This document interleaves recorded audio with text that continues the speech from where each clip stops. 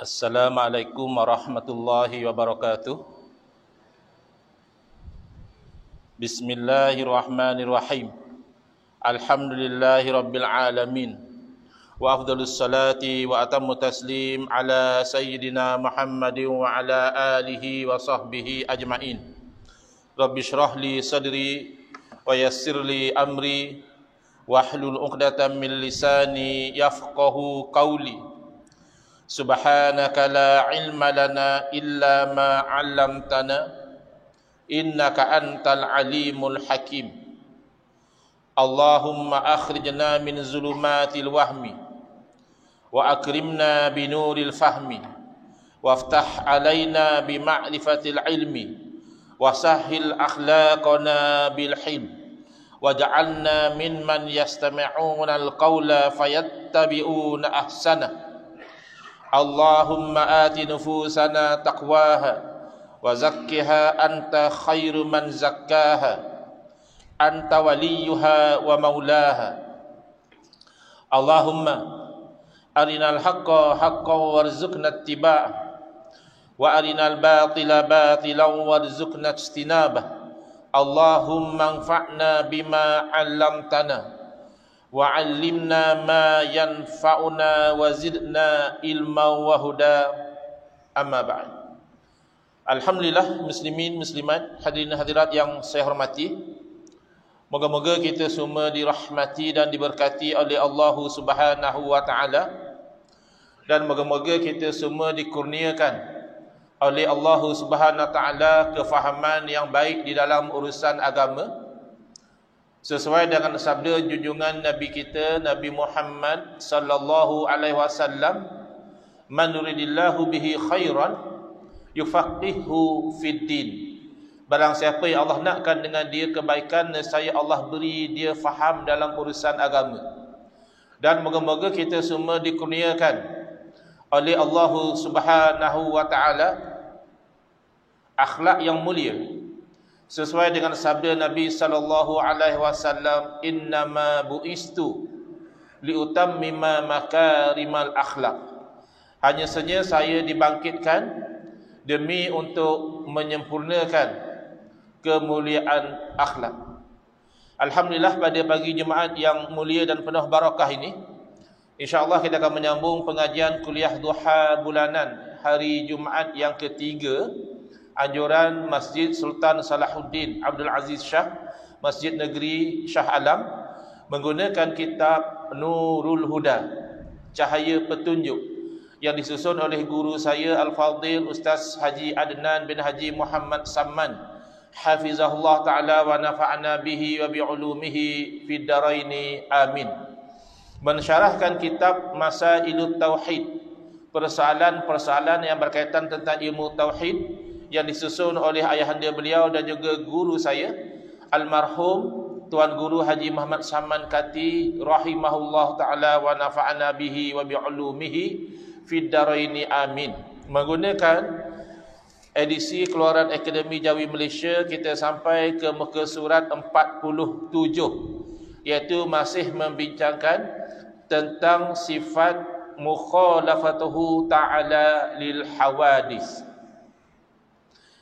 Ia salah satu daripada sifat salbiyah. Apa maksud salbiyah di sini? Iaitu menafikan yang tidak layak dengan Allah Subhanahu wa taala. Jadi mukhalafatuhu ini menafikan mumasalah, menafikan persamaan antara Allah dengan makhluk, menafikan bahawa makhluk sama seperti Allah, ataupun menafikan yang sebaliknya, iaitu Allah sama seperti makhluk. Ya, mukhalafah dari dua pihak. Allah tak sama seperti makhluk, makhluk juga tidak sama seperti Allah Subhanahu wa taala. Kalau kita boleh undur sedikit ke bahagian atas di muka surat 47, muka surat yang sama, iaitulah apa yang disebut dalam kitab Syarqawi ala Hudhudi. Qala Abu Ishaq Asfaraini. Ini dia punya khulasah dia. Dia punya gist daripada apa yang dibincangkan dalam mukhalafatuhu ta'ala lil hawadis. Inna jami'a ma qila fi tauhidi fi kalimatain. Sesungguhnya keseluruhan apa yang dibincangkan dalam ilmu tauhid terhimpun atau tersimpul pada dua kalimah, dua prinsip yang penting.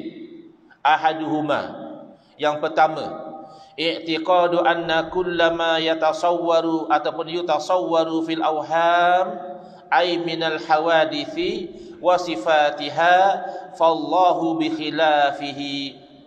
Yang pertama, kita yakin bahawa setiap apa yang terbayang dalam pemikiran kita daripada perkara-perkara yang baharu dan sifat-sifatnya, maka Allah tidak seperti itu, berbeza. Limaza? Kenapa? Lianna alladhi yutasawwaru fil awhami makhluqun lahu ta'ala. Kerana apa sahaja yang tergambar dalam pemikiran makhluk bagi Allah Ta'ala. Kita kan makhluk. Suara kita makhluk tidak? Pandangan kita makhluk atau tidak? Rasa kita makhluk atau tidak? Khayalan kita makhluk atau tidak? Maka apa yang terkhayal dan tergambar dalam pemikiran kita makhluk, yakni baharu. Maka confirm Allah tidak sebagaimana yang kita khayalkan. Allah tidak sama sebagaimana yang kita bayangkan. Kerana Allah tidak sama seperti makhluk, dan bayangan kita itu adalah makhluk. Dan biasanya manusia ini hanya mampu membayangkan sesuatu yang dia pernah lihat, walaupun benda itu tak wujud. Dia bayangkan satu makhluk, misalnya kepala manusia, badan kuda, ekor ikan, kaki ayam misalnya. Mana ada makhluk macam tu? Pernah jumpa ke? Kepala manusia, badan kuda, ekor ikan, kaki ayam. Tak jumpa. Tapi setiap komponen daripada apa dia bayangkan tu dia pernah jumpa. Dia pernah tahu kaki ayam macam mana, badan kuda macam mana, kepala orang macam mana, ekor ikan macam mana. Jadi walaupun makhluk yang dikhayalkan itu tak ada, tak wujud, tetapi apa yang dikhayalkan itu berdasarkan apa yang dia lihat daripada makhluk. Jadi tidak mungkinlah apa yang dikhayalkan, yang digambarkan oleh makhluk itu serupa dengan Allah, tidak mungkin. Itu yang pertama. Saniyuhuma, yang kedua, i'tiqadu anna dzatahu ta'ala laysat mushbihatan bi dzatil makhluqati wala khaliyatan anis sifatil kamalati.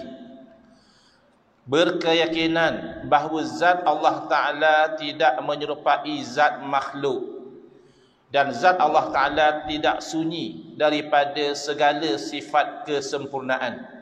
Jadi jangan terikut-ikut dengan penyakit gagal faham sebahagian umat Islam sendiri, menyangkakan bila kita belajar sifat 20 berarti kita membataskan sifat Allah hanya pada 20. Tidak. Itu 20 yang kita perlu tahu, yang wajib kita tahu. Tetapi yang kita yakini adalah Allah bersifat dengan segala sifat kesempurnaan, bukan 20 saja. Apa sahaja sifat kesempurnaan itu milik Allah. Apa sahaja kekurangan mustahil pada Allah Ta'ala. Jadi ini yang berlaku semalam, 16 bulan November 2023 telah diwartakan fatwa berkenaan dengan ajaran Muhammad Muhib Qauli Nazim. Dahulu rajin beliau berkuliah di area Lembah Kelang. Pernah saya hadir kuliah beliau di Surau Jumaat An-Naim, Seksyen 5 Wangsa Maju. Dan saya agak kagum lah, kan orang Arab ni suara dia sedap, baca Quran pun merdu, Masya Allah, Tabarakallah. Dan tak nampak apa-apa yang janggal pun pada masa itu. Tapi mulai tahun 2020 saya mula perasan beliau bercakap perkara-perkara yang merapu. Pertama tentang masalah bid'ah. Beliau memberi gambaran seolah-olah para alim ulama yang menerima adanya bid'ah hasanah, mereka ini mendakwa mereka lebih pandai daripada Nabi. Konon kata dia, Nabi SAW dah bagi tahu wa kullu bid'atin dalalah, dan setiap perkara bid'ah itu sesat. Tiba-tiba ulama kata ada bid'ah hasanah. Berarti yang itu mendakwa, wahai Rasulullah, kamu tak betul. Kamu kata semua bid'ah sesat itu tak betul. Yang betul ada bid'ah yang tak sesat. Ini logik tak logik yang dibawa oleh Muhib. Kerana para alim ulama, dia bukan para alim ulama lebih pandai daripada Nabi atau Nabi lebih pandai daripada para ulama. Tidak ada pertikaian. Jelas Nabi SAW paling pandai, yang paling alim, yang paling faham agama, yang paling sempurna adalah Nabi SAW. Jadi bukan isu itu. Isunya siapa yang lebih pandai memahami kalam Nabi SAW, para alim ulama semisal Imam Syafi'i atau Muhib Khali ni. Jelas ulama-ulama semisal Imam Syafi'i lebih faham kalam Nabi. Kerana ulama seperti Imam Syafi'i rahimahullah ta'ala, seperti Imam Nawawi rahimahullah ta'ala, seperti Qadhi Iyad rahimahullah ta'ala, mereka bukan jumpa satu hadis terus mereka gopoh keluarkan hukum, tidak. Hadis kullu bid'atin dalalah disuruh dengan ayat Al-Quran, wa rahbatiyan ittada'uha, disuruh dengan hadis man sanna fil islami sunnatan hasanatan, disuruh dengan hadis-hadis yang lain, disuruh dengan asar Sayyidina Umar berkata nikmatil bid'atu hazihi. Maka para ulama merumuskan yang dimaksudkan dengan kullu bid'atin dalalah adalah ghalibul bid'ah, kata Imam Nawawi, kebanyakan bid'ah sesat, bukan semua. Habis yang mana pula yang tak sesat? Perkara baharu yang tidak bercanggah dengan syarak tidak sesat. Perkara baharu yang selari dengan hukum tidak sesat. Itu mula punca. Tapi masa itu masih quite okay. Beliau masih menyarankan kita dalam memahami agama kena faham ikut kefahaman ulama seperti Imam Syafi'i, seperti Qadhi Iyad, seperti Imam Nawawi. Itu antara nama-nama besar yang beliau sebut pada tahun 2020. Dan masa itu beliau sendiri confused. Sebab beliau kata tak ada bid'ah yang hasanah. Jadi orang tanya tentang Maulid Rasul. Maulid Rasul saya pun suka Maulid, dia kata. Saya pun ahli bid'ah juga, dia kata. Dia pun confused. Ya, dia sendiri suka hadir sambutan Maulidur Rasul, suka berqasidah, tapi dia sendiri kata kalau benda tu Nabi tak buat sesat. Akhirnya dia kata kalau macam tu saya pun ahli bid'ah. Nanti. Nak kena fikir dulu. Ya, fikir makin merapu. Ya, akhirnya Imam Nawawi pun disesatkan. Asy'ariyah, ulama Asy'ariyah dia kata sesat.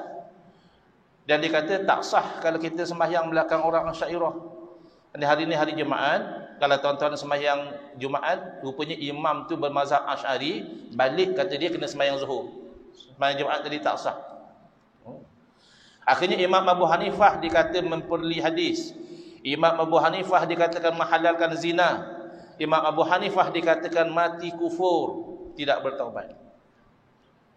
Akhirnya Jabatan Mufti Negeri Terengganu menfatwakan bahawa ajaran Muhib Khali adalah sesat lagi menyesatkan. Dal mudil.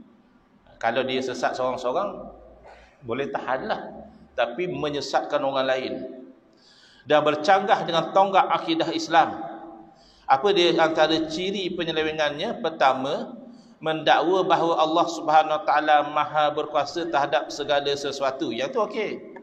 Yang tu tak ada masalah. Memang Allah Taala Maha berkuasa atas segala sesuatu. Dan ini yang tak okey. Dan oleh sebab itu jika Allah Subhanahu Wa Taala mengkehendaki mengadakan anak untuk dirinya, dia Maha berkuasa menciptanya. Kalaulah Allah nak anak, Allah boleh cipta anak Allah. Dakwaan ini merosakkan pegangan akidah masyarakat Islam kerana memahami bahawa Allah Subhanahu Wa Taala harus mempunyai anak, sedangkan jelas Allah Taala mustahil mempunyai anak. Yang ni yang golongan ni gagal faham. Mereka asyik perli kita mengaji sifat 20, dia kata ini ilmu falsafah Yunani, dia kata ini ilmu yang bid'ah dan sebagainya, tapi akibat mereka tidak faham pengajian sifat 20, mereka terjerumus kepada tashbih, menyamakan Allah Taala seperti makhluk. Baru-baru ini ada orang nak kata Allah Taala turun naik 1/3 malam, Allah turun ke langit dunia. Dia faham hadis secara literal. Jadi tapi cara turun tu tak samalah. Ya. Tapi tak sama hujah dia seolah-olah menyamakan. Dia kata turunnya Allah ke langit dunia itu tak samalah macam turun makhluk. Tapi hujah dia adalah kalau seumpama malaikat Jibril boleh turun naik langit bumi, takkan Allah yang ciptakan malaikat Jibril tak berkuasa untuk turun naik? Kan menyamakan.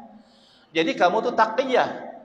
Kamu tu berpura-pura. kononnya turun Allah tu tidak sama. Memang kalimah nuzul, kalau kita kata nuzul yang tak sama seperti makhluk masih okey, nuzul. Tapi jangan dimaknakan dengan turun. Tapi cara kamu berfikir akhirnya terdedah taqiyah kamu bila kamu mengatakan sebagai salah satu hujah nak menyokong bahawa Allah tu turun naik ke langit dunia, dari langit dunia, maka kalaulah malaikat Jibril pun boleh turun naik, sedangkan Allah yang cipta malaikat Jibril, Allah Maha berkuasa. Ya, yang makhluk yang Allah cipta pun boleh turun naik, takkan Allah yang mencipta tak boleh turun naik? Ni masalah. Kamu kias, kamu make an analogy Allah dengan makhluk. Ini batil dari awal. Kias mesti antara dua benda yang sama. Kalau dua benda yang berbeza, batal kias itu walaupun sama-sama makhluk. Apatah lagi kias Allah dengan makhluk. Maka ketika itu saya bawakan hujah, tapi saya tidak berhujah dengan dia lah, dia berhujah dengan orang lain masa tu. Saya terangkan dalam kuliah lah, kalau nak guna logik macam itu, maka macam mana pula kalau orang kata oleh kerana Allah Ta'ala ciptakan kaum wanita, ya, kaum wanita ni bahkan kadang-kadang dirujuk sebagai kaum yang lemah. Minta maaf lah, ya, kalau ada yang feminism marah, dia kata orang wanita kaum yang lemah. Lemahlah daripada beberapa sudut, tapi kuat daripada sudut-sudut yang lain. Kata Ustaz Azhar Idrus, antara powernya perempuan bahagian mulut. Tersandar lelaki kalau kena dengan mulut perempuan. Tak larat nak bangun dah kena laser kan. Jadi ada bahagian lemah, ada bahagian kuat. Tapi takkan kita nak guna logik yang sama. Kita kata Allah ciptakan kaum wanita. Kaum wanita pun boleh beranak. Takkan Allah yang ciptakan kaum wanita tak boleh beranak? Jahanam lah guna logik macam tu. Itu mengatakan Allah boleh beranak tu kufur. Ini bukan lagi isu bid'ah talqin ke, bid'ah doa ramai-ramai lepas semayang, bid'ah selawat salam tarawih. Ini bukan isu itu. Itu kalau tersilap pun masih okey lagi. Ini tersilap mengatakan Allah boleh beranak, kufur. Jadi kafir, terkeluar dari Islam. Baguslah Jawatan Mufti Terengganu keluarkan fatwa tu supaya orang jauhi ajaran beliau. Dan beliau menjawab. Menjawab dia. Dia kata Jawatan Mufti yang salah, dia yang betul. Dan penyokong-penyokong backup. Masya Allah, tabarakallah. Penyokong backup, sabarlah Ustaz. Ya, Nabi dulu pun diuji. Nabi diuji bawa kebenaran. Kamu difatwakan sesat kerana membawa ajaran yang batil. Kan lain. Ada nak kias dengan Nabi pula. Nabi SAW memang pada Nabi diuji. Diuji antaranya oleh orang-orang kafir, orang musyrikin yang memfatwakan kamu sesat. Itu mufti. Yang menentang kamu tu bukan musyrikin, orang Islam. Kerana kamu membawa fahaman yang bahaya, tashbih. Kenapa? Kerana mereka tidak faham mukhalafatuhu ta'ala lil hawadisi, satu. Yang kedua, mereka tak mahu belajar sifat kudrah sebagaimana ahli sunnah wal jamaah belajar sifat kudrah. Mereka tak mahu belajar iradah sebagaimana kita faham iradah. Memang kudrah iradah Allah tu kita kata Allah Maha berkuasa atas segala sesuatu. Apa yang Allah Ta'ala kehendaki berlaku. Idza arada syai'an ayyaqula lahu kun fayakun. Bila Allah nakkan sesuatu, Allah kata jadi, maka jadi. Kita tidak macam itu. Banyak benda kita nak tak jadi-jadi. Kita nak macam lain, jadi macam lain. Ya. Tetapi bila kita mengaji sifat 20 secara mendalam, kita akan faham bahawa sifat seperti kudrah dan iradah tu ada ta'alluq, ada skop dia. Kalau orang baba-baba petani dia kata ada kerjaan dia, kerjaan. Pekerjaan dia. Betul ke? Kerjaan. Jadi dia bagi contoh macam ini. Kalau ada orang dia beli kera, ya. Dia beli kera, lalu dia dapati kera tu tak pandai panjat pokok. Dia boleh pergi balik dekat penjual, dia kata kita batalkanlah jual beli ni. Sebab kera ni tak boleh panjat pokok, kita beli kera nak suruh dia panjat kelapa. Begitu juga satu orang dia beli gajah, ya, untuk angkat barang. Tengok gajah ni tak larat nak angkat barang, dia pun minta fasakh lah, batal lah akad ni sebab aib. Ya, gajah kalau dia tak boleh angkat barang, sia-sialah. Ya. Tapi boleh tak dia beli gajah, ya, dia nak batalkan, dia bagi tahu sebab gajah tak boleh panjat pokok. Bukan kerja dia. bukan pekerjaan skop dia, maka tak boleh batalkan. Siapa cakap gajah panjat pokok?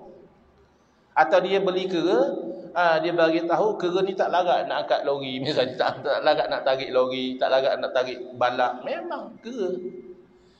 Jadi sifat kudrah ini dia ada pekerjaan dia, ada skop dia. Skop kudrah iradah adalah mungkin, perkara yang harus sahaja. Yang mustahil tidak masuk dalam skop kudrah iradah. Yang wajib juga tidak masuk dalam skop kudrah iradah. Yang wajib adalah Allah dan segala sifat Allah mesti ada. Maka tak timbul adakah Allah berkuasa mencipta zatnya sendiri? Tak timbul. Kerana zat Allah itu wajibul wujud, tak ada kena dengan kudrah. Adakah Allah berkuasa menciptakan Tuhan yang lain? Allah kan maha berkehendak, Allah kan maha berkuasa. Kalau Allah nak, boleh tak Allah cipta Tuhan lain? Jawabnya, tidak ada kena-mengena dengan kudrah, tidak ada kena-mengena dengan iradah. Mustahil Allah berkehendak sesuatu yang tidak mungkin ada. Tuhan selain daripada Allah tu tak mungkin ada. Anak Allah tu tak mungkin ada. Ini masalah ni. Jadi Muhib Khali dia ketegak, dia degil. Dia nak kata mana ada dia kata Allah beranak? Memang. Tapi kamu menerima kemungkinan tadi. Menerima kemungkinan tu sudah batil. Tak perlu kamu kata Tuhan ada anak. Tak perlu. Memadai kamu kata Tuhan boleh beranak kalau Allah nak, sudah kufur. Kalau kamu tak perasan, kena taubatlah. Tersalah, siapa tak perasan benda tu. Mungkinlah tidak kufur, tapi berdosa lah. Kata pula Allah boleh beranak. Jadi zaman sekarang ni kita kena hidupkan, perkasakan pengajian Siwak 20 ni. Kalau tak satu persatu masuk ajaran-ajaran sesat ni. Dulu Allah boleh turun naik je. Bila? 1/3 malam. Habis masa Allah turun ke langit dunia, ada satu orang kata arash kosong sekejap. Sebab dia ingat Allah duduk atas arash. Tapi 1/3 malam Allah turun ke langit dunia, masa tu arash kosong sekejap. Masa dia cakap tu, murid dia pun gelak. Murid dan duduk sebelah pun gelak. Cerita apa tu guru aku cerita ni? Dan dia tak perasan tu. 1/3 malam adalah setiap detik pada tempat yang berbeza. Kita sekarang duha, tapi ada satu tempat di dunia sekarang sedang 1/3 malam. Habis tempat itu 1/3 malam, tempat lain pula. Habis kalau kamu faham secara literal, Allah Ta'ala memang turun ke langit dunia pada 1/3 malam. So bila Allah duduk atas arash? Kita ahli sunnah wal jamaah, kita berakidah arash, syurga, neraka, bumi, langit, ini makhluk. Maka mustahil Allah berada pada makhluk. Maka tidak boleh kamu fahami Ar-Rahmanu 'alal 'arsy istawa dengan mana Allah bertempat atas arash. Bila kita beritahu macam tu, orang macam Muhib kata kita tolak Al-Quran. Kita bukan tolak Al-Quran. Kita memahami Al-Quran, ayat yang mutasyabihat, secara yang tidak melanggar ayat yang muhkamat, secara yang tidak melanggar ayat yang jelas. Laisa kamislihi syai'un. Tidak ada sama seperti Allah satu apa pun. Itu ayat yang muhkam. Walam yakul lahu kufuwan ahad. Tidak ada bagi Allah Ta'ala tu yang sama satu apa pun. Kenapa kamu nak faham dengan makna yang membatalkan yang muhkamat? Kamu yang sebenarnya membeza-bezakan Al-Quran. Bermain dengan mutasyabihat tapi mengenepikan yang muhkamat. Kita beriman dengan dua-dua. Mutasyabihat kita beriman, muhkamat kita beriman, tetapi makna yang mutasyabihat sama ada kita serah kepada Allah, wa ma ya'lamu ta'wilahu illallah. Tak ada yang tahu makna sebenar ayat mutasyabihat kecuali Allah. Ataupun kita menerima makna yang tak bercanggah dengan syarak. Ada antara makna istiwa, menguasai. Salah tak kalau kita kata Allah menguasai arash? Betul, boleh terima.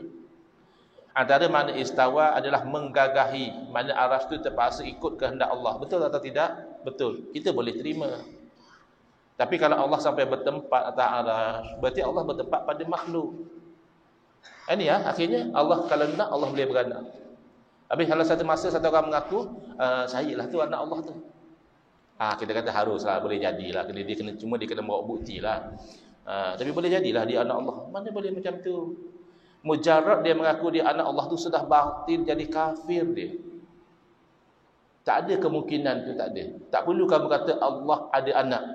Kamu mengatakan kalau Allah berkehendak maka Allah berkuasa melahirkan anak pun sudah kufur.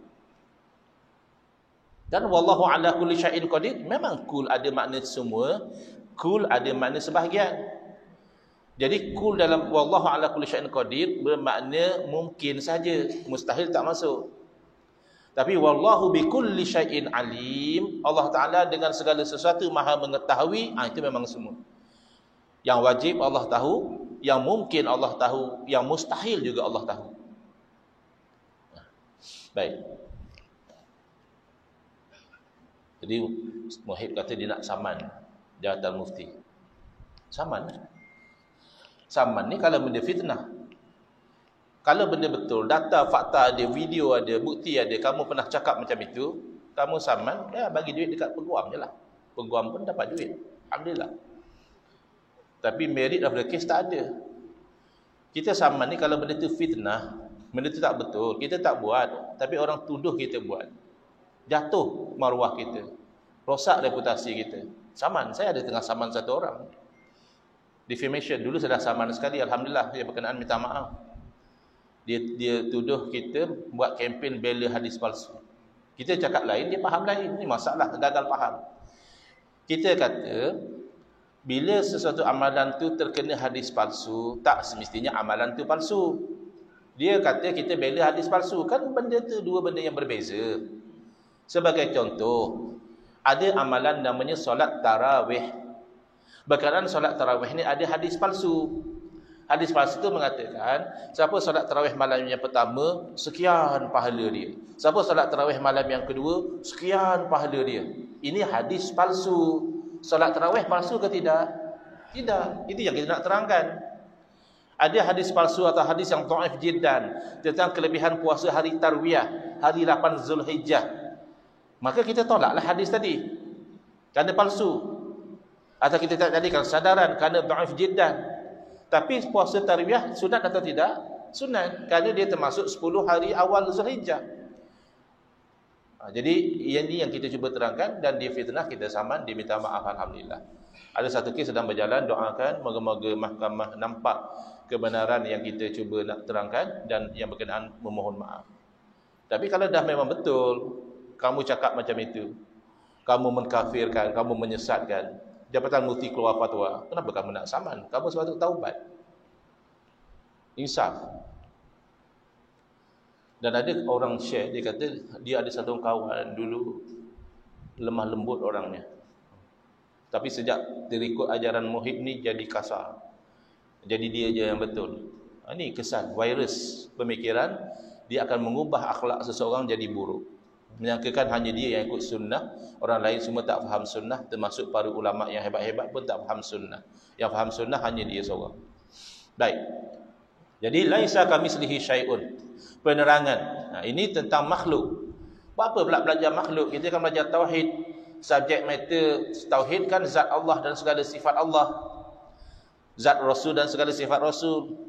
Kerana kita tak nak sampai terjerumus kepada menyamakan Allah seperti makhluk. Maka kita tahulah makhluk itu macam mana, dan maka Allah tidak sebegitu. Bahkan Allah Ta'ala juga memberi indikasi yang sama. Bila ada orang mendakwa bahawa Nabi Isa AS Tuhan, ya, kemudian Siti Maryam kayaknya ibu Tuhan lah. Nabi Isa Tuhan, Siti Maryam ibunya, maka ibu Tuhan. Kan Allah sebut dalam Al-Quran, kana ya'kulani ta'am. Dua orang ni kan makan makanan. Makan makanan itu kan sifat makhluk. Kalau dah makan itu dah nak buang. Takkan Tuhan macam tu makan buang. Maka Allah sendiri telah memberi indikasi, kalau makhluk begitu berarti Allah tidak demikian. Kalau makhluk makan dan minum, Allah tidak makan dan minum. Makhluk yang lemah pun berkuasa makan dan minum. Takkan Allah yang menciptakan makanan dan makhluk tak berkuasa makan dan minum? Bang, ini masalah mustahil Allah menyerupai makhluk, bukan masalah kuasa. Jadi kita nak faham makhluk itu bagaimana. Satu istilah yang merujuk kepada makhluk namanya jirim. Ialah tiap-tiap benda yang dapat dilihat atau disentuh, seperti manusia. Tak dapat dilihat juga, okey, masih boleh jadi jirim. manusia, haiwan, tumbuh-tumbuhan, air, api, batu, kayu dan sebagainya. Ya, udara kita tidak dapat lihat, gas. Tapi masih lagi jirim. Jisim ialah tubuh atau badan, yakni sesuatu yang tersusun daripada beberapa bahagian yang tertentu. Ya, mana jirim-jirim ni membentuk jisim. Jadi asalnya bahasa Arab. Arad ialah sesuatu yang terdapat pada sesuatu atau yang berkaitan dengan sesuatu, seperti putih pada kapur. Jadi kapur tu kapur lah, diri kapur. Tapi putih tu berdiri pada zat kapur. Putihnya, apa yang putih? Tak ada apa. Mana boleh macam tu? Putih tu kan arad. Bila arad dia perlu berdiri pada sesuatu. Putihnya meja ni. Ya, putihnya mesti ada. Bukan putih begitu saja. Tapi kapur tak mestinya putih. Boleh ada kapur biru. Dululah, sekarang orang pakai lagi ke kapur? Jarang-jarang lah ya. Dulu kalau jadi cikgu penuh dengan debu kapur je lah hidung. Sekarang dah tak pakai dah. Pakai marker pen. Marah ya. Marah. Jadi marah tu pada orang. Tapi orang tu tak sentiasa marah. Tapi marah tu dia, siapa yang marah? Dia tak boleh marah, tak ada tempat dia. Siapa yang marah? Orang ni marah, orang ni marah. Kasih sayang yang ada pada manusia dan sebagainya.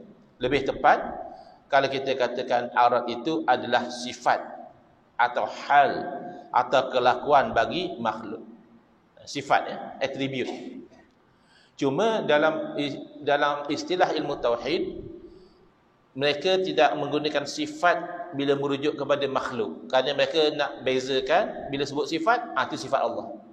Habis nak sebut tentang makhluk, arad. Tapi kalau dari segi bahasa semata-mata, bukan istilah ilmu, sifat boleh merujuk kepada sifat makhluk.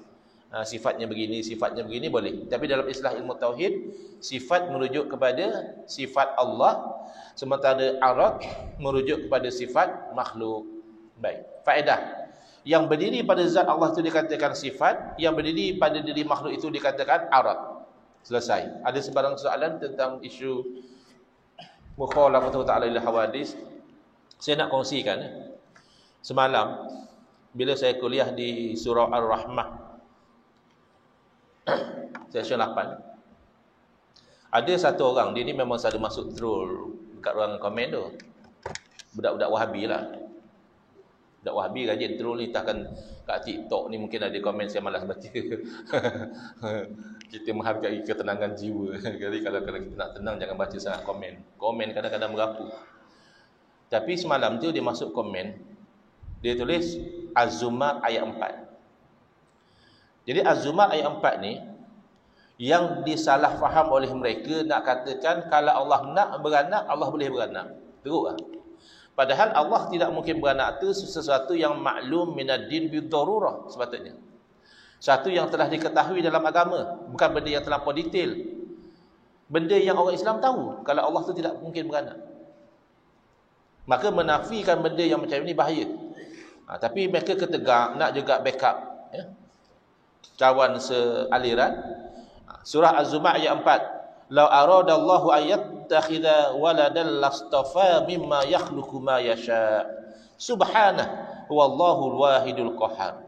Jadi kita tengok, Allah sendiri kata, kalaulah Allah hendak mempunyai anak, tentulah ia memilih mana-mana yang dikendakinya daripada makhluk-makhluk yang diciptakannya. Tu dia kata. Kalau Allah berkehendak, lau tu maknanya kalau. Maknanya kalau Allah nak ada anak, bolehlah. Ini namanya jahil murakkab. Dia jahil dan dia tak tahu dia jahil. Kalau dia jahil basit, dia jahil tapi dia tahu dia jahil, dia akan tanya orang, tanya ustaz, tanya ulama, ni apa maksud ayat ni. Tapi oleh kerana dia jahil murakkab, dia jahil tapi dia rasa dia pandai. Masih ingat penyakit tu? Lupa dah. BBAK. Biar bodoh asal confident. Jadi confident dia. Dia kata ni, ayat 4 surah Az-Zumar ni membuktikan bahawa kalau Allah nak, Allah boleh melahirkan anak. Padahal tidak ada ahli tafsir yang muktabar yang mengatakan demikian. Bahkan kalau dia faham literal tapi dengan guna otak yang cerdas pun dia tahu. Sebab Lau arada Allah ayattakhidha waladan lastafa mimma yakhluqu ma yasha. Kalau Allah Taala nak mempunyai anak, kan orang Yahudi kata Uzair anak Allah. Orang Nasara kata Isa alaihi salam tu anak Allah. Kedua-dua tu Allah tolak, tak betul. Allah tak ada anak, lam yalid, Allah tidak melahirkan anak. Tapi nak dalam rangka nak rad, nak menolak dakwaan Allah tu beranak. Jadi Allah kata, kalau Allah nak punya anak, nescaya Allah akan pilih daripada kalangan makhluknya. Maknanya anak Allah tu mustahil. Paling-paling Allah akan ambil makhluk, Allah istimewakan dia. Itu je lah. Dia tetap makhluk Allah, bukan anak Allah. Lastafa mimma yakhluqu, bukan mimma yalidu. Emosi ustaz ini. Sebab ini benda akidah. Dia buat main-main macam benda main-main. Kalau setakat benda bid'ah dia buat main-main tu lantak hang lah. Kan? Hang tak nak doa ramai-ramai hang punya pasal lah. Hang tak nak talqin hang punya pasal lah. Ya. Hang tak nak selawat selang-selang tarawih hang punya pasal lah. Tapi kalau sampai hang mendakwa Allah boleh beranak, kalau Allah nak beranak, itu bukan hang punya pasal lah. Hang cari pasal. Hang cari pasal lah kalau macam tu. Baik. Jadi kita ambil misalnya apa yang disebut oleh Al-Imam Ibn Kathir rahimahullah ta'ala. Imam Ibn Kathir ini terkenal dengan tafsir Ibn Kathir, dan beliau adalah murid kepada Al-Imam Ibn Taymiyah rahimahullah ta'ala. Al-Imam Ibn Taymiyah ini adalah idola golongan Wahabi. Sebab itu mereka rajin suka guna tafsir Ibn Kathir, kerana mereka ingat tafsir Ibn Kathir ini murid Ibn Taymiyah. Betul. Tetapi Ibn Kathir dalam bab akidah tidak ikut guru beliau. Ibn Kathir dalam bab akidah beliau adalah Asy'ari, tanzih bukan tashbih, menafikan Allah sama seperti makhluk. Itu ahli sunnah wal jamaah. Maka Al-Imam Ibn Kathir mengatakan, saya terus terjemah dalam bahasa Melayu ya. Kemudian Allah Ta'ala menerangkan bahawa Allah tidak punya anak sebagaimana yang didakwa oleh orang-orang yang jahil di kalangan orang musyrik. Jadi orang musyrikin pun tak semua mendakwa Allah ada anak. Tapi mereka mendakwa ada Tuhan lain lah selain pada Allah. Sebab tu dia musyrik. Pada malaikat, ada yang mengatakan malaikat tu anak Allah, daughters of Allah. Anak perempuan Allah tu malaikat lah. Dulu ada, masa kecil-kecil dulu ada satu cerita namanya Charlie's Angels. Ada, maknanya yang gelak tu sekarang dah veteran lah. Yang belum veteran, cerita apa tak nak dengar. Kalau yang gelak tu mana dah veteran lah. Kerana angels, dia letak pelakon-pelakon wanita. Sebab bagi dia, dalam otak dia angels tu adalah perempuan. Jadi angels tu, malaikat tu adalah anak perempuan Allah. Ini orang-orang yang jahil di kalangan orang musyrik. Demikian juga orang-orang yang mu'anidun, orang-orang yang degil buat kebatilan. Minal Yahudi wan Nasara, daripada kalangan orang Yahudi dan Nasara, dapat fil Uzair wa Isa. Yahudi yang mengatakan Uzair ibnullah, Uzair itu adalah anak Allah. Nasara pula mengatakan Isa ibnullah, Isa itulah anak Allah. Jadi Allah tolak, dakwaan ini batil. Maka cara Allah menolak dakwaan mereka, Allah berfirman, lau aradallahu ayattakhidha walada. Kalau memang Allah nak punya anak, lastafa mimma yakhluqu ma yasha. Nescaya paling-paling pun Allah akan pilih di kalangan makhluknya tu siapa yang Allah kendaki, Allah istimewakan dia. Kan anak ni istimewa dalam kehidupan seseorang. Jadi paling-paling macam tu je lah. Pilih di kalangan makhluk dia, Allah istimewakan dia. Tapi namanya Allah beranak, tak ada. Cuba tengok lagi Imam Ibn Katsir kata apa. Maksudnya lakanal amru ala khilafi ma yaz'amun, iaitu jadilah realitinya berbeza dengan apa yang mereka dakwa, kononnya Allah ada anak. Wa hadza syartun la yalzimu wuqu'uhu wala jawazuhu. Jadi kalimah lau ni dia bagi syarat. Lau ni syarat. Kalau, ya. Ini tidak menunjukkan berlaku, bahkan tidak menunjukkan boleh berlaku pun. Contoh Allah berfirman, "Lau kana fihi ma alihatun illallahu lafasadata." Kalaulah ada pada kedua-duanya langit dan bumi tuhan-tuhan yang banyak selain daripada Allah, nescaya binasa langit dan bumi. Kalau ikut kefahaman orang-orang jahil ni, maknanya sebenarnya boleh jadi Tuhan tu banyak. Cuma tak banyak lah.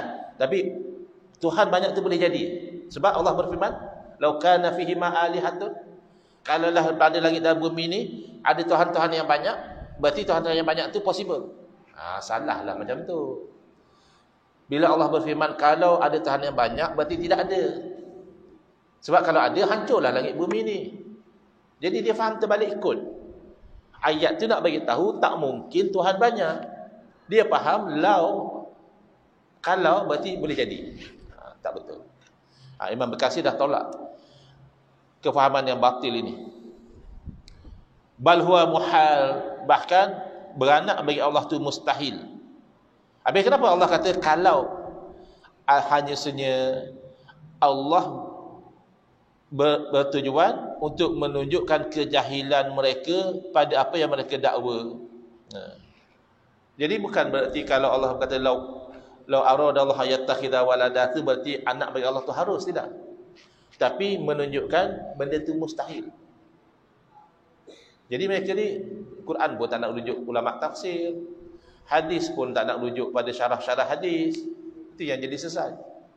Tapi dia kalangan orang jahil kan, angkatlah. Tak apa, sabar ustaz, kata dia, ini ujian kita dalam berdakwah. Ya, dah kena keluar fatwa sesat pun masih kata ujian dalam berdakwah. Bukan. Taubatlah, taubat.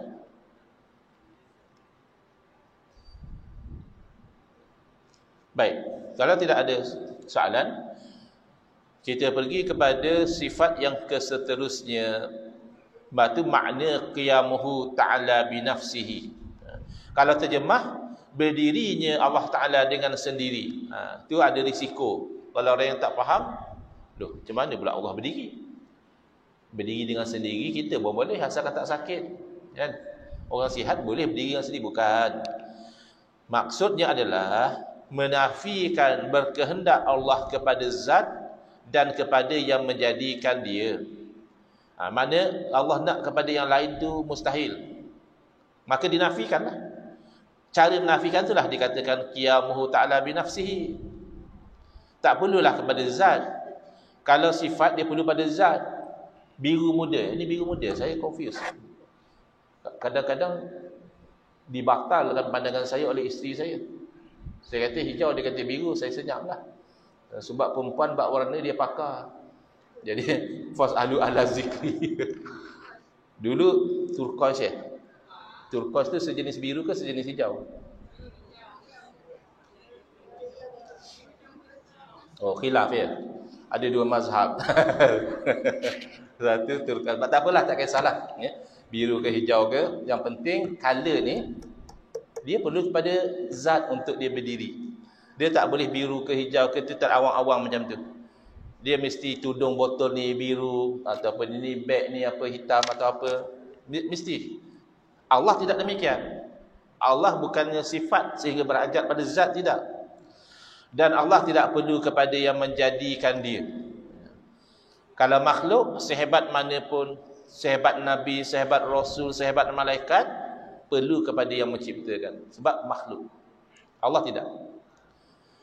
Lawannya berdirinya dengan yang lain, iaitu mustahil. Allah ada pada zat yang lain, atau Allah perlu kepada yang lain menciptakan dia, mustahil. Ataupun Allah perlu kepada tempat untuk dia bertempat di situ, mustahil. Yang ni mereka tak faham. Mereka kata Allah di luar alam. Kalau di luar ni masih bertempat. Habis Allah dalam alam pun tidak. Macam mana pula tak di luar, tak di dalam? Sebab Allah. Kalau makhluk memang kamu tak boleh bayangkan. Kalau makhluk imma di luar atau di dalam. Tak di luar, tak di dalam, macam mana? Sebab makhluk. Sedangkan Allah tidak ada dimensi tempat tadi. Maka tidak sah dia katakan luar ataupun dalam, nisbah pada Allah. Habis tu kalau Allah tak rendah, Allah tinggi. Mana ada macam tu? Yang tidak ada yang ciri-ciri kemakhlukan itu, dimensi makhluk, tempat dan masa kepada Allah Ta'ala. Makanya Allah qadim. Kita tak boleh bayangkan makhluk tak ada permulaan. Memang tak boleh bayangkan. Sebab makhluk. Kenapa kita boleh terima pula Allah qadim? Sebab Allah tak sama seperti makhluk. Tapi saya tak boleh bayangkan lah, Ustaz, Allah tak ada permulaan. Lah baguslah tu. Kamu tak boleh bayangkan, betul lah tu. Sebab selagi kamu boleh bayangkan, bayangan kamu terbatil. Baik. Maka mustahil. Berdirinya Allah dengan yang lain itu mustahil. Dalil akli padanya, iaitu jikalau berkehendak Allah Ta'ala kepada zat. Jikalau di sini bukan berarti Allah berkehendak pada zat, nak membatalkan. Kalau di sini nak membatalkan. Jikalau berkehendak Allah Ta'ala kepada zat yang berdiri ia dengan dia, niscaya Allah itu adalah sifat. Sifat lemahlah. Maka tidaklah ia bersifat dengan sifat ma'ani dan ma'nawiyah. Padahal Allah Ta'ala wajib bersifat dengan keduanya, ma'ani dan ma'nawiyah. Itu nanti kita akan bincang ya. Sifat ma'ani, ma'nawiyah, kudrah, iradah, ilmu dan sebagainya. Demikian juga jika berkehendak ia kepada yang menjadikannya, maka bukanlah ia qadim. Ya, kalau Allah perlu pada yang menciptakan, mana Allah baru wujud je lah. Padahal telah kita ketahui wajib kidam dan baqa' bagi Allah Ta'ala. Macam-macam ada kan ni. Yang menafikan kidam pun ada juga. Dia tak ada sifat kidam. Bukan istilah kidam tu yang kita nak bincang. Mungkinlah kalau kita katakan tak ada sebut kidam dalam Quran hadis pun, tapi sifat itu tidak dinafikan. Dah ijma' bahawa Allah wujud, tidak ada permulaan. Kalau kamu tak nak kata kidam pun, kamu tak boleh nafikan bahawa Allah wujud, tidak ada permulaan. Kalau kamu kata Allah yang awal, berarti Allah yang awal wujud, maknanya sebelum tu tak ada apa-apa. Kemudian mula-mula wujud Allah. Itu dah batil. Berarti Allah didahului oleh tiada. Untuk Allah mustahil. Untuk makhluk ya memang kita dahulu tak ada. Dalil naqli. Mana dalil Allah Ta'ala tidak berhajat kepada yang lain? Iaitu firman Allah Ta'ala. Jadi kemas, pengajaran ilmu tadi ada perlu dikemas. Aklinya ada, naqlinya juga ada. Ya ayuhan nasu antumul fuqara'u ilallah wallahu huwal ghaniyul hamid. Surah Fatir ayat 15. Wahai manusia, antumul fuqara'u ilallah. Kamu semua tu fakir kepada Allah. Walaupun kamu jutawan, bilionaire, triliunaire dan sebagainya, kamu fakir. Sebab kamu berhajat kepada Allah. Kamu wujud pun Allah ciptakan. Kamu bernafas pun Allah izinkan. Jantung kamu berdegup pun Allah yang benarkan. Darah kamu mengalir pun Allah yang jadikan. Dan segala-galanya Allah yang beri pada kamu. Maka kamu tu berhajat kepada Allah. Habis Allah, wallahu huwal ghaniyul hamid. Padahal Allah Ta'ala dialah yang maha kaya. Maksudnya Allah tak berhajat kepada yang lain. Bukan kaya nisbi macam kita. Kita kata orang tu ghani, kaya nisbi je. Nisbah je, nisbah dengan orang lain. Dia lebih banyak rumah, dia lebih banyak harta, dia lebih banyak duit. Kaya lah. Tapi dia berhajat juga. Dia berhajat pada makan. Tak makan lapar dia. Dia berhajat pada ubat. Tak makan ubat sakit dia. Dia berhajat pada itu dan ini. Itu bukan ghani yang sebenar. Ghani secara nisbah saja. Adapun Allah Ta'ala memang ghina yang sebenar. Memang Allah tidak berhajat kepada yang lain. Dan Allah yang maha terpuji. Baik. Faedah. Segala maujudat, segala yang wujud itu nisbah kepada mahal. Apa dia mahal? Tempat ya. Ingat ya. Mahal maknanya tempat. Dan mukhasis. Mukhasis maknanya yang menentukan. 4 jenis yang wujud.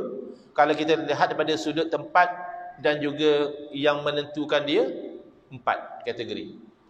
Yang pertama, tiada berkehendak kepada tempat dan juga yang menentukan, iaitu zat Allah. Zat Allah tidak perlu pada tempat dan tak perlu pada yang menentukan, mana menjadikan dia, tak perlu. Ada yang kedua, ia berdiri dengan mahal tetapi tidak berkehendak kepada mukhasis. Dia berdiri pada sesuatu tetapi tak perlu kepada yang menciptakan dia. Apa dia? Segala sifat Allah. Habis sifat Allah ada kat mana? Ada pada zat Allah. Siapa yang cipta sifat Allah? Tak ada. Sifat Allah tu qadim. Dah lah hujung-hujung kelas bawa pula cerita macam ni. Masa macam faham tak faham je aku. Tak apalah. Lepas kelas nanti kena tertarik ke apa sejauhan, fahamlah tu insya-Allah. Yang ketiga, tidak berkehendak ia kepada tempat dan tapi berkehendak ia kepada yang menciptakan, iaitu zat segala yang baharu. Tidak berkehendak kepada tempat di situ bukan maksudnya kita tu tak bertempat. Maksudnya kita tu tidak terlekat kepada sesuatu. Berbeza dengan yang keempat ni, iaitu berkehendak kepada kedua-duanya. Dia perlu kepada tempat dan dia perlu kepada yang menjadikan dia, iaitu arad. Macam saya sebut tadi lah, warna ni dia perlu berdiri pada sesuatu, iaitu tudung, bekas pensel. Hitam ni misalnya berdiri pada phone, ya. Kalau hitam saja tapi tak ada pada apa-apa, tak mungkin. Sebab hitam tu sifat arad. Adapun phone ni dia tak bertempik pada apa. Dia zat dia lah. Bukan maksud tak bertempat tu sama macam Allah tidak bertempat, bukan. Maknanya dia tidak perlu bertenggek pada sesuatu. Berbeza dengan sifat, dia ada pada sesuatu. Jadi 4 kategori. Yang tak perlu kepada tempat, tidak perlu pada yang menciptakan adalah zat Allah. Yang tak perlu kepada yang menciptakan tapi perlu kepada tempat, iaitu sifat Allah. Tempatnya di mana? Pada zat Allah.